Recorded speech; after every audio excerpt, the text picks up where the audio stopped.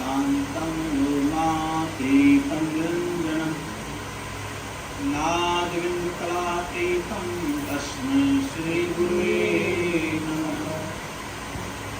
ॐ सहनावतु सहनो भुनक्तु सह वीर्यं करवावहै तेजस्विनावधीतमस्तु मा विद्विषावहै। 2 मिनट सभी लोग साकार के रहे। जय सतगुरु दीन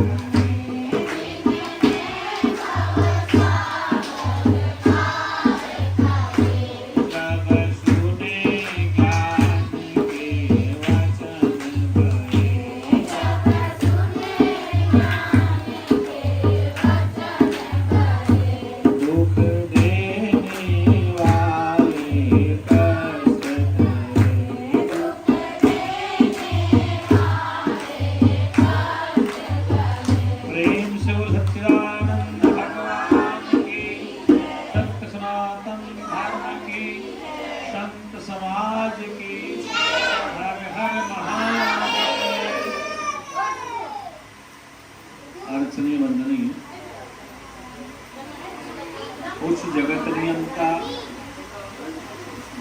परम पिता परमात्मा के चरणों में विराजमान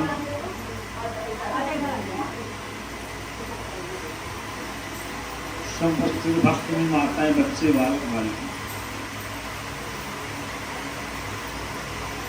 सौभाग्य से ये शरीर आप हम सबको मिला है। इस मानव शरीर का मिलना त्रैकाल जगत में बहुत दुर्लभ है। त्रैकाल जगत में 3 लोग क्या हैं? त्रैकाल में 3 काल, भूतकाल भी चला गया है, वर्तमान काल में समय चल रहा है, भविष्य में आने वाला। तो 3 काल, तीनों कालों और 3 लोग, पृथ्वी लोक, पाताल लोक, अंतरिक्ष लोक। अंतरिक्ष में जिसमें आकाश, वायु, तारे, सूर्य, चंद्र अंतरिक्ष लोक है। ये पृथ्वी लोक है जिसको भूमंडल कहते हैं, और उस पृथ्वी के नीचे पाताल लोक जिसमें जल, खनिज पदार्थ, कोयला लोक, लोहा इत्यादि। 3 लोक और 3 काल। तो 3 चीज क्या है? 3 काल में जो बीत गया है, अभी चल रहा है, जो आने वाला है, ये 3 काल हो। 3 लोग कौन से हो गए? जिसमें बैठे नीचे पृथ्वी लोग है जी, तो नीचे पाताल। पाताल में क्या? पानी है, लोहा है, सोना है, चांदी। और अंतरिक्ष में क्या? आकाश में सूर्य, चांद, तारे। इन तीनों लोगों में 3 काल। मनुष्य से सुंदर शरीर किसी का नहीं,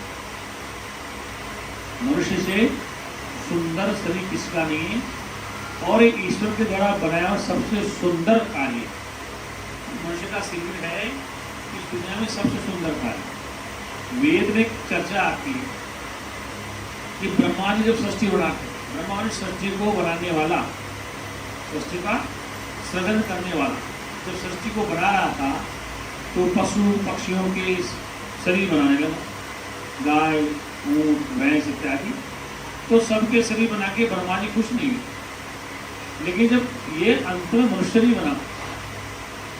बना के ब्रह्मा जी बड़े नाचने लगे। वो सोचा कि देखो मेरे हाथ से कितना सुंदर शरीर होगा, जैसे मूर्तिकार मूर्ति बनाता ना, तो एक ऐसी मूर्ति बन जाए उसके हाथ से तो उसको देख के खुश होता है कि मैंने कितनी सुंदर मूर्ति बनाई।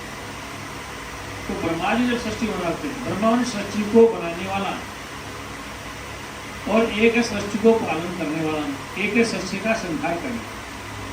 तो इसको शास्त्रों में ब्रह्मा विष्णु महेश कहते हैं।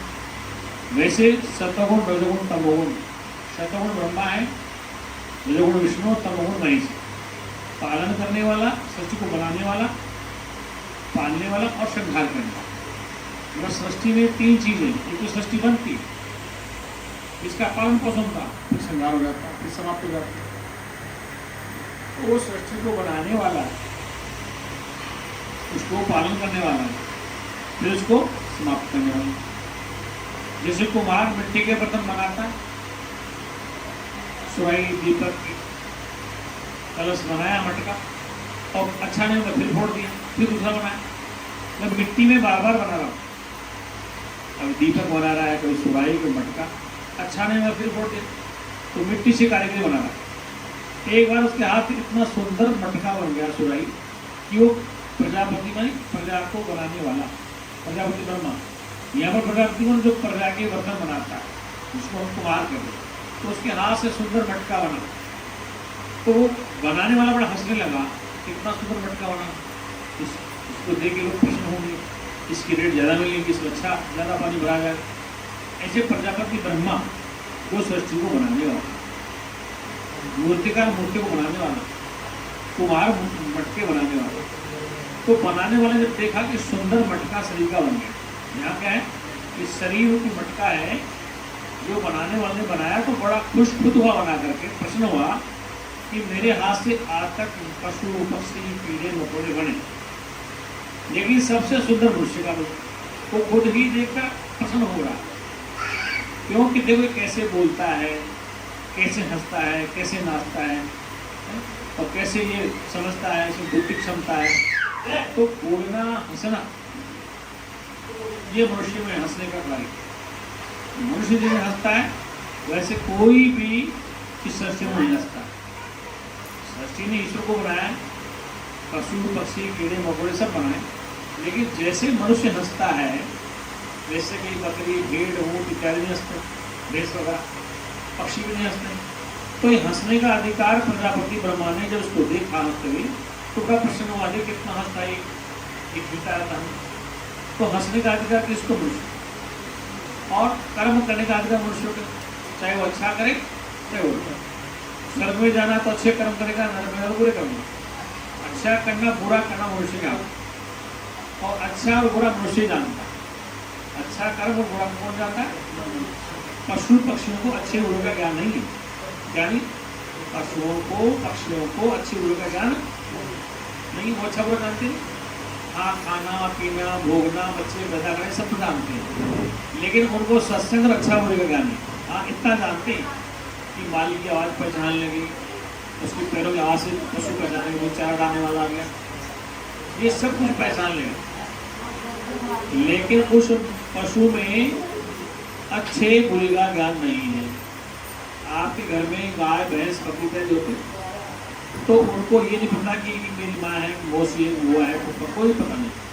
मतलब घर में गाय भैंस आपके हैं, बकरियाँ आपके हैं, तो उन पशु पक्षियों को ये नहीं पता कि मेरी माँ है, इसे क्या संबंध करना है, मेरी बेटी है, वो उसमें ना समझ। उनका कार्य भोगना, खाना और बच्चे बनाना।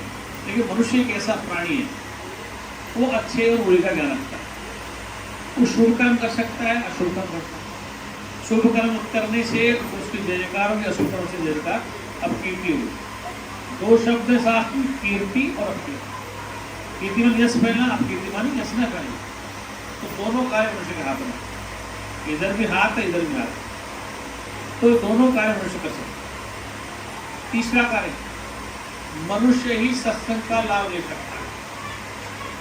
इस सृष्टि में जो प्रजापति ब्रह्मा ने सृष्टि बनाई, उनमें केवल मनुष्य ऐसा शरीर है जो सत्संग को सुन सकता है, सत्संग को कर सकता है, वेद शास्त्र को पढ़ सकता है, पढ़ा सकता है, दान कर सकता है, दान ले सकता है, यज्ञ कर सकता है, ये करा सकता है, हवन का हवन करा सकता है। ये सारे काम किसके लिए?